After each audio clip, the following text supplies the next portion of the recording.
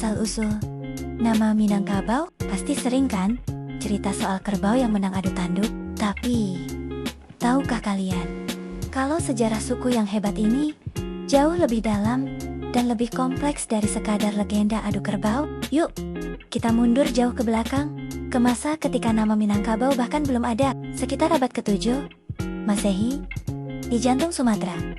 Berdirilah sebuah kerajaan besar yang mungkin kalian kenal dari buku sejarah, Kerajaan Melayu. Pusatnya ada di hulu sungai Batanghari. Kerajaan ini bukan kerajaan kaleng-kaleng loh. Mereka adalah pemain penting dalam perdagangan maritim, menghubungkan jalur dagang dari Tiongkok sampai ke India. Emas, rempah-rempah, kapur barus, semuanya diperdagangkan di sini. Kejayaan ini menarik perhatian kerajaan lain. Salah satunya adalah Sriwijaya, tetangga mereka yang superpower. Akhirnya, pada akhir abad ke-7, Sriwijaya menaklukkan Melayu. Tapi ini bukan akhir. Ini justru awal dari sebuah transformasi besar. Di bawah pengaruh Sriwijaya, masyarakat di dataran tinggi Sumatera ini mulai menyerap banyak hal baru. Sistem pemerintahan yang lebih terstruktur, ajaran Buddha Mahayana, dan budaya-budaya dari luar. Mereka berkembang, bukan lenyap. Waktu terus berjalan. Ratusan tahun berlalu, kekuatan Sriwijaya mulai memudar. Dan dari timur, muncul kekuatan baru yang dahsyat. Kerajaan Singhasari dari Jawa, di bawah pimpinan Raja Kertanegara. Pada tahun 1275, Kertanegara melancarkan ekspedisi militer yang terkenal. Namanya, Ekspedisi Pamalayu. Tujuannya, bukan untuk menjajah dalam artian mengambil semua sumber daya, tapi lebih untuk menjalin aliansi strategis. Kertanegara melihat ancaman besar dari Kekaisaran Mongol di utara, dan dia butuh sekutu kuat di Sumatera untuk membendungnya. Ekspedisi ini membawa perubahan besar.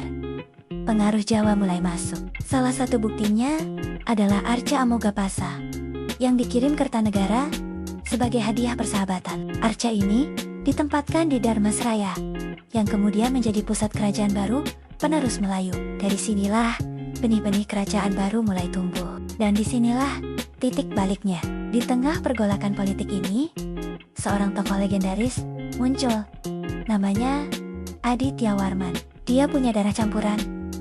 Ibunya seorang putri Melayu bernama Dara Jingga, dan ayahnya bangsawan dari Jawa. Adityawarman dibesarkan di lingkungan istana Majapahit, penerus Singhasari. Dia cerdas, kuat, dan punya visi besar. Sekitar tahun 1347, Adityawarman kembali ke tanah leluhur ibunya di Sumatera. Dia tidak kembali sebagai orang biasa, tapi sebagai seorang raja. Dia memindahkan pusat kekuasaan dari pesisir di Dharmasraya, naik ke pedalaman, ke dataran tinggi yang subur, tempat yang kita kenal sekarang sebagai Pagaruyung. Inilah momen lahirnya kerajaan Pagaruyung, cikal bakal masyarakat Minangkabau modern. Adityawarman, dengan latar belakang kosmopolitannya, membangun sebuah kerajaan yang unik. Dia menggabungkan ajaran Buddha Tantrayana dengan kepercayaan lokal.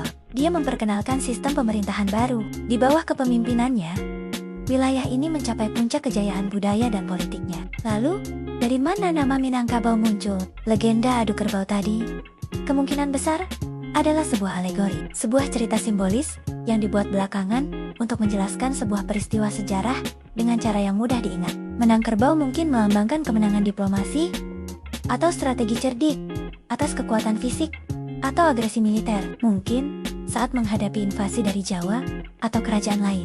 Jadi, sejarah Minangkabau bukanlah cerita yang muncul tiba-tiba.